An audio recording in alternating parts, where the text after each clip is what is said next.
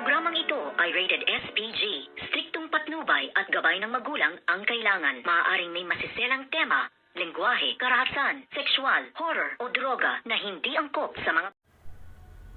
Good morning and welcome sa aking munting channel dahil nga sa pagkumbinsi nitong si Francis na magtrabaho nga si Tata sa kanilang kumpanya at dito nga din na makikita nito ngang si Gob kung gaano kabait at kasipag, kasigasig ito ngang si Tata sa kanyang trabaho at dito ay mapapansin niya na talagang malapit nga ang kalooban nitong si Gob dito nga kay Tata at dito ay tatawag ang kanyang investigador at malalaman nga niya kung saan nga nakatira itong sinay Guapa at dito nga ay madidiskubre nito ngang si Gob na ito pala ang kanyang nawawalang anak na walang iba kung hindi nga si Tata at dito nga rin niya makikita kung papaano nga tratuhin nito ngang si Binis itong si Tata na pinagmamalupitan niya nga ito sa kanyang kumpanya dahil ayaw nga ni Gob na meron nga itong pinagmamalupitan kung kaya't dito ay maiisipan nga ni Gob na pagsabihan itong ngang si Binis at dito nga rin niya madidiskubre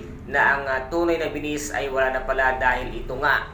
ay nag-iba na ang kanyang mukha kung kaya't dito ay lagi nang babantayan ngayon ni Gob si Tata dahil napakagaan ng kanyang kalooban at dito nga ay malalaman niya ang katotohanang ito palang si Tata ang tunay na tagapagmana sa kanyang kumpanya at ng kanyang legacy at ito ay malalaman nga din ni Binis kung kaya't dito ay matatakot na si Binis na kantiin itong si Tata dahil ito pala ang siyang tunay na tagapagmana sa lahat-lahat nga ng kayamanan nitong si Gob at ng mga palma at isang palma pala ito ngang si Tata. Ano kaya ngayon ang gagawin ni Francis once na malaman nga niya ang katotohanang si Tata pala ang nawawalang anak nitong ngang si Gob? Tuluyan kayang mahulog ang loob nitong si Francis kay Tata once nga na malaman niya na ito ang tunay na tagapagmana at hindi na siya ang magiging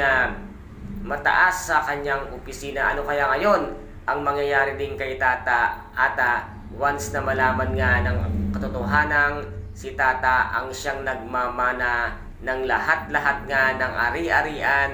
nito ngang si Gob. Kaya ito po ang ating pakaabangan sa mga susunod na episode dito nga sa May Ilongga Girl. Kung nagustuhan po ninyo ang aking videos for today, paki-subscribe na lamang po ng aking channel, paki-like and share para maging update kayo sa lahat ng gagawin kong videos. Maraming salamat po. Ingat, God bless and bye-bye!